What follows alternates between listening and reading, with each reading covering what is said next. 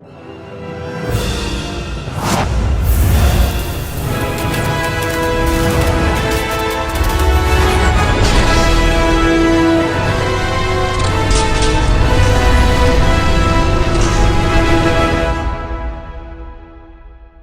going on, everybody? Welcome back to another video, and in today's video we're going to be talking about Harry Potter and the Goblet of Fire. This time around directed by Mike Newell, who's directed things like Prince of Persia, Sand of Times, as well as the Mona Lisa Smile and some young Indiana Jones adventures. This film's screenplay is written by Steve Kloves, of course with the original story being written by J.K. Rowling, and of course you have a returning cast of people like Daniel Radcliffe, Emma Watson, Rupert Grint, and some new faces here like Robert Pattinson as Cedric Diggory, and the first time appearance of Ralph Fiennes as Voldemort. Hey guys, what's going on? Welcome back to another one of our Harry Potter videos here as I'm covering all the movies here in this franchise with my buddy Rashad G Reviews. If you guys are just now hopping onto this series of reviews, I am a huge fan of these movies. I am not familiar with the actual books themselves. I have not read those, but I have played countless Harry Potter video games. I have watched all the movies many times, have enjoyed the theme park expansions, and overall I'd like to call myself a pretty good fan of this franchise. And yeah, overall diving into these movies once again has been a lot of fun and very nostalgic for me, but it's been a very different experience for my guest in these videos, and that is Rashad G Reviews, who has never ever seen these movies. To keep you up to speed as far as him so far, he was not a fan of the first two films, but really enjoyed the third film, thinking that's where the franchise should have started and really being invested in the narrative here. But you know, let's see how he feels about this one in just one moment. I also want to reference these little dots of water on my shirt. I just took a shower and that dripped from my beard. I am not some messy person. I do apologize for my presentation here. But with that said, let's get into my initial thoughts on Harry Potter and the Goblet of Fire. Coming out in 2005, this movie for me, I remember going to see in theaters. I really was into it. This time around, we have Mike Newell as a director, and this is around that phase where they're changing directors with a couple of installments until we'd end up getting David Yates, who would kind of set the foundation and still be with the franchise till this day with the Fantastic Beasts films, which honestly I don't necessarily think is the greatest move anymore. But I will say I do love the films that he does create that are coming up in the franchise, and I look forward to talking about those. In the case of this film, the base premise is that Hogwarts is going to be holding this big tournament. This tournament is called the Tri-Wizard Tournament, and you're going to bring a bunch of different wizarding schools together to Hogwarts. They all have their different strengths, they all have their different championships, they all have their own champions themselves, and yeah, they're all coming to compete for the title of the best wizarding school. And so right out of the gate, I really always have enjoyed the premise of this film. I love a good tournament. I love something where there's a bunch of characters competing, and it's an interesting situation here because we have this thing called the Goblet of Fire, which is where you would submit your name for this tournament. And as I'm sure you can imagine, very many wizards and witches that are very confident decide to go and submit their names into the Goblet of Fire in order for them to be drawn as the champion of their school and represent them and try to win this tournament. But of course there's rules, and the main one being that there is an age restriction, which of course keeps characters like Harry, Hermione, and Ron out of the running for this tournament,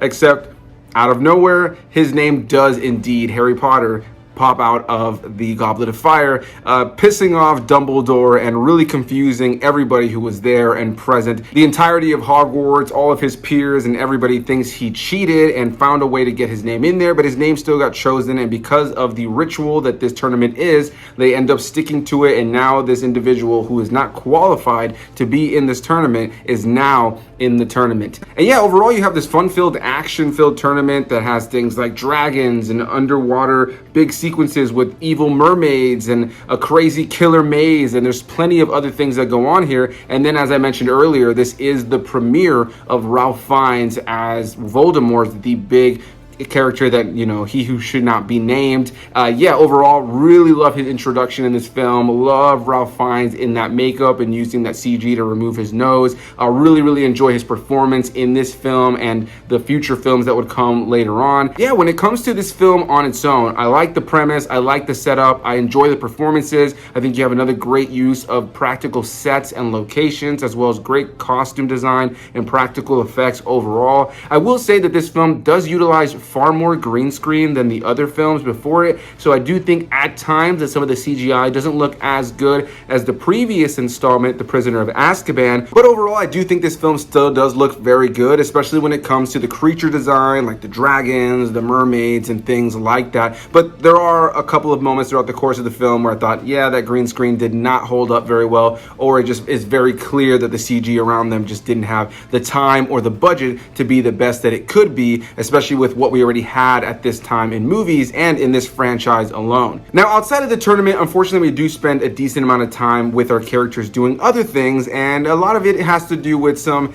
teenage romance, the awkward phase of where our characters are at here. The last film definitely aged them up and leaned heavier into a darker tone, and this film definitely continues on that, but leans a little bit more into what the first two films were doing, which was kind of honing in on the fact that these are still kids, these are still teenagers. So this film does lean it far more into the fact that they are teenagers with hormones and crushes and heartbreaking situations and different things that are going to get them emotional and upset and, you know, kind of have that teenager vibe to them. And so this film definitely leans into a lot of that, and I'm going to talk a lot more about that in a moment. But for now, I wanted to go ahead and pass off the floor to my buddy Rashad from Rashad Reviews, and then we'll get back to the rest of my thoughts in just a moment.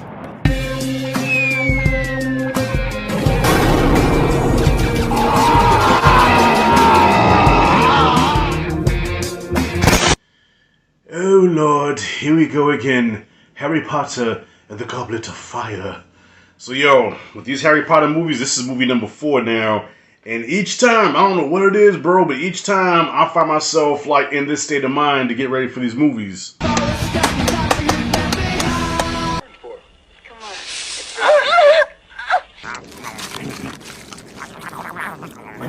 So the third outing, The Prisoner of Azkaban, was actually good. It was good. I said, you know what, I could watch this one again. So I kind of had a little higher hopes for the fourth one. I said, okay, Harry Potter and the Goblet of Fire, also known, aka Top Gun for wizards, okay? This was Top Gun, yo, but the wizardly world of Top Gun. So I guess the best of the best from all these different academies are getting together to do this tournament and see who is the best of the best. And part of this group is your boy Edward from Twilight. Before he was a sparkling vampire, he was in the wizardly world of Harry Potter, and some guy, I guess he's kind of like Iceman, who starts dating the girlfriend of Harriet, the redheaded kid. Yo, takes about an hour for this movie to get going. All right, so Perez, here we go again. Deja vu, I sound like a broken record. Yes, I slept. I'm not ashamed to admit it. I slept about, let me see. Like I said, it takes about an hour for them to get into like the tournament stuff. So prior to that, I'm doing this shit, yo. I'm like, one eye open, one eye trying to fight it, the other eye like this, like, I'm still trying to understand the appeal of these movies. You know, I mean, I know we have discussions about story structure and narrative and acts and, you know, character arcs. I don't understand. I cannot relate to any character in this series. Harry Potter is the title character. How you say the titular character? I don't give a fuck about Harry. There's nothing about Harry that I can relate to. Like, you take something like Star Wars. I think I said this before, yo. You take something like Star Wars. There's something in Star Wars for everybody. All right, you got the little farm boy who is the hero, who is on the hero's journey. Classic 101. Okay, you can relate to that because he starts as this little naive little farm boy, and he becomes like this big, you know, this big hero that blows up the Death Star. You can relate to that. There's an arc. Han Solo was like the cool cowboy. You want to be cool like him. Obi-Wan Kenobi is the old wise wizard. Okay, if you're an old man, you can relate to him. There's nothing in Harry Potter there's nobody or anybody that I can relate to, that I can connect with, that if we were sitting down and having lunch, that I would sit with and chill with. I don't like nobody in this series. So even though I did like the third movie because I was into the plot, I was into that you know, that horse flying thing. You know, I'm a sucker for animals in movies, so I kind of gravitated towards that. It's funny that the only character that I gravitate towards is a fucking animal, a CG animal. I don't like any characters in this movie.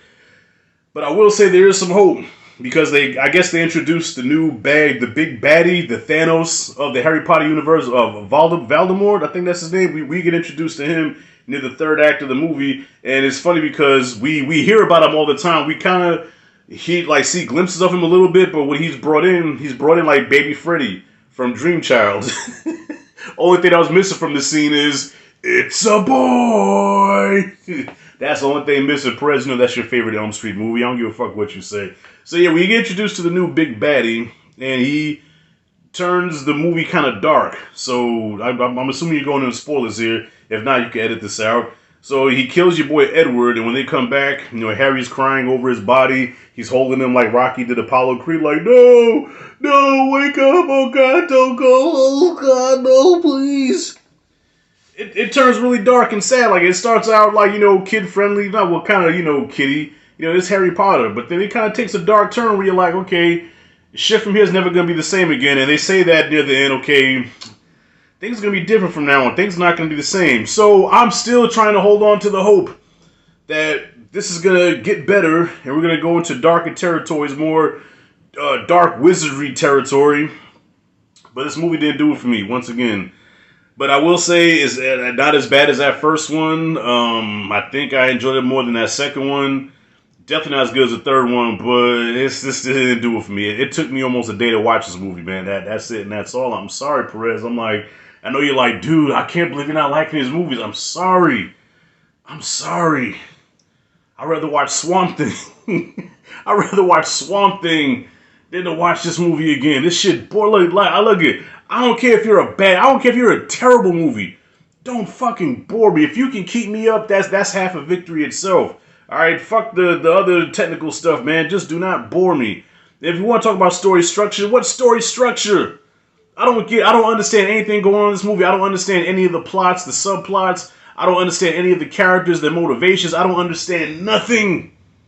Only cool scene I liked was when Baby Freddy came and turned into Voldemort, and then also like there was a scene where during the tournament where they're in a maze and they were escaping all this evil shit. Oh, and then the scene with the dragon too, where Harry, I think he was on the broomstick and he was getting chased by a dragon. Or was I dreaming at that point?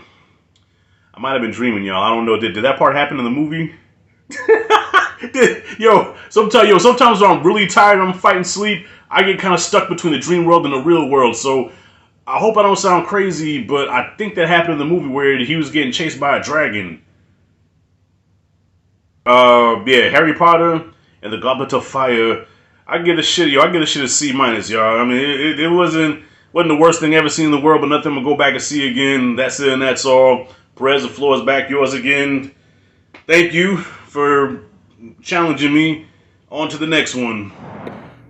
Well, my friend, I can't say I'm necessarily excited to hear that you didn't love this film or that you're kind of a bit bored with the franchise once again, but I am hoping moving forward that there are more installments that will start to grab you once again the same way that Prisoner of Azkaban did. Overall, again, a big thanks to Rashad for joining me here in these videos. It's been a lot of fun to hear your various opinions, and if there's anything that I love about Rashad the most is that he is 110% himself at all times and does not care what anybody has to say. So on that level, I appreciate you being in these videos so much, my friend. As usual, you guys can find the link to his channel down below in the description box. Go give him some love, let him know I sent you. But for now, let's go ahead and wrap up my thoughts on this movie. As I mentioned before, the visuals, outside of some moments of green screen that I don't think hold up, but the practical effects and a lot of the other CG and the action and the cinematography and the performances here, I think are really good. This film once again highlights all the big things I could praise about the previous three films, heightening a lot of those elements and definitely bringing more to the budget, the visuals, and certain elements that definitely excites this film a lot more than the previous installments. Overall, I do still think after watching these first four films that Prisoner of Azkaban is easily the best of the four that I've rewatched so far. It's definitely the tightest narrative. It's got the most exciting things going on. But this film as well has tons more of that darker tone that you saw in the last film and is expanding a lot more on our wicked characters, especially leading up to the reveal of Lord Voldemort at the end of the film. Like I mentioned before, love the introduction of Ralph Fiennes here. Really love the character of Voldemort. Love the look of the character. Love the vibe of the character. Just really enjoy the scenes with him here in this movie. As Rashad mentioned, we got the baby Voldemort, baby Freddy element that we kind of have going on here when we first are introduced to Voldemort. And I've always just really enjoyed that. It's like this really weird, kind of creepy way to introduce the character. A character that would end up becoming one of the biggest bads in cinema history in the future future installments. So to see him so weakened at that little moment in time and then know what he's going to continue to be in these movies is just always great. I really enjoy Cedric Diggory as a character here, Robert Pattinson. This is actually maybe the first thing I saw him in originally back in the day. I enjoy the role he plays overall in this franchise, specifically for really igniting a fire in a lot of people, specifically Harry Potter moving forward. And yes, overall, when it comes to the tournament and all that stuff and the performances and the world building and all the stuff with Voldemort, I am a 110% a fan. Where this movie does lose me a little bit is when it comes to things like the ball that takes place in this movie and a lot of the just teenage angst that's going on here. We have a really awkward Harry trying to talk to girls and Ron in this horrible suit that's also trying to kind of get with Hermione but doesn't know how to speak up, and then Hermione, you know, is kind of wanting to be asked out by Ron at certain times, or even maybe Harry at a certain point, but she's kind of going out there and living her own life, but then maybe she's shamed for it, and there's all this teenage angst. And at a certain point when you're watching this movie, it does feel like, okay, I don't really care as much about all this. Now, as a fan of the franchise overall and these characters, I'm not ever mad sitting through these moments, but when I was thinking about the whole narrative of the movie and what really excited me throughout it,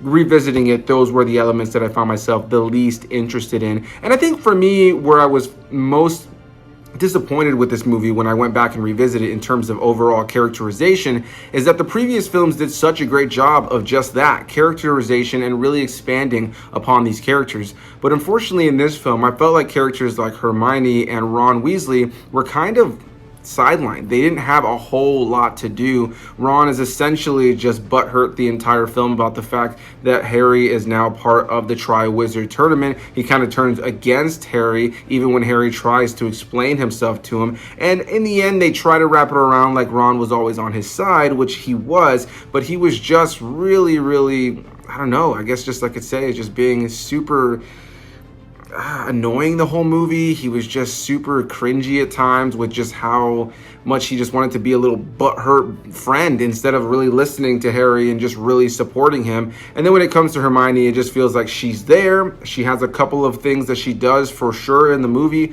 but it doesn't feel as pivotal as what these characters would do alongside Harry Potter in just the previous 3 installments. Like I said, I enjoy the film. There's so much more about this movie beyond the teenage angst and some of these characterization elements that I really do enjoy about the film. But overall, if I look at this picture compared to the other ones, I do wish that the rest of the gang had been given a little bit more to do versus what we end up seeing in this movie, in my genuine opinion. And then the last thing I want to mention here is that this is the first film in the franchise that removes John Williams as the composer, and now we have Patrick Doyle, who's composed for tons and tons and tons of films like Nanny McPhee, Death on the Nile as one of the more recent ones, as well as Murder on the Orient Express, Aragon, and the list goes on and on and on. Decades worth of composing for films. So without a doubt, definitely a very talented composer, and I really enjoy the score here. I do think it really heightens the moments, and he brings something a little bit new. And similar to what we see with franchises like Star Wars, this movie definitely has Patrick Doyle having to